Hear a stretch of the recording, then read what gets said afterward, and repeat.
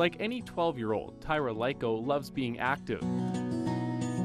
She was a gymnast and was excited to try out for the school volleyball team. She was going into grade 7. I just liked all of it. She was an adventurous, live on the edge, athletic little girl. Perfectly healthy and never been sick a day in her life.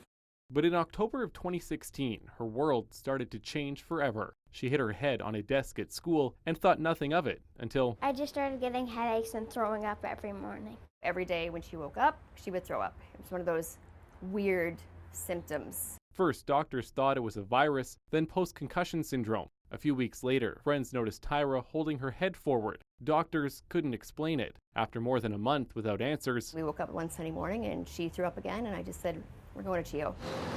a CT scan was ordered, and the first radiologist gave the all clear. We were heading out the door, and a nurse stuck her head in the door and said, a second radiologist took a look at Tyra's scans. They found something. She's being admitted, like, you can't leave. And then the panic set in. You ever walked on that glass floor of the CN Tower? It's just like it disappears. It's just unimaginable.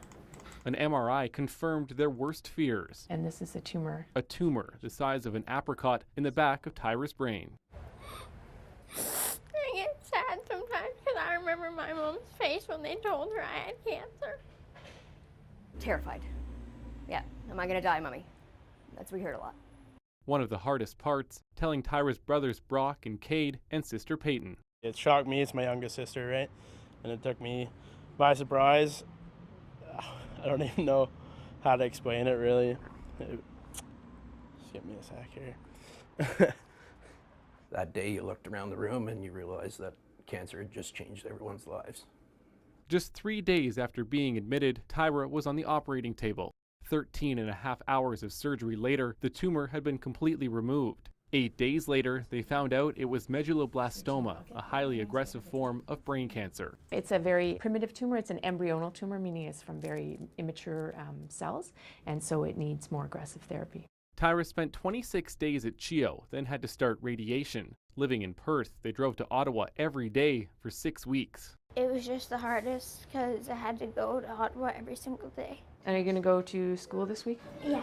They still drive into CHEO every 3 weeks for chemotherapy treatments, and it's taken a toll on Tyra and the rest of the family. It was hard, and it was that just walking to school every day alone, and no mom, no sister. We did not see what was going to happen. Big brother Brock and sister Peyton both moved home to help support Tyra and Angel. Because it's family. I don't know, I could not be here. They still have their sibling moments, but Tyra has leaned on them through this process. I couldn't have done it without my family. There are hurdles and roadblocks at every turn. Because Tyra's tumor was in the part of the brain that controls nausea and vomiting, she has a feeding tube. Can we get her on a scale today? We can do that. The complications of where the tumor was have led to bouts of anorexia. You lost again. Lose weight. I don't get it. At just 30 kilograms or 66 pounds, Tyra does not weigh enough for her next chemo treatment. Keep working on it, honey. It will have to be delayed. It's these times and others in the heart-wrenching journey that the staff at CHEO have played a vital role. The nurses here, I don't know, there's a hero around here and it's them. They held us together because we were falling apart. We couldn't think. We couldn't do anything. We cried a lot, and they held you back together and put you back together. For now, the family continues to live their new normal.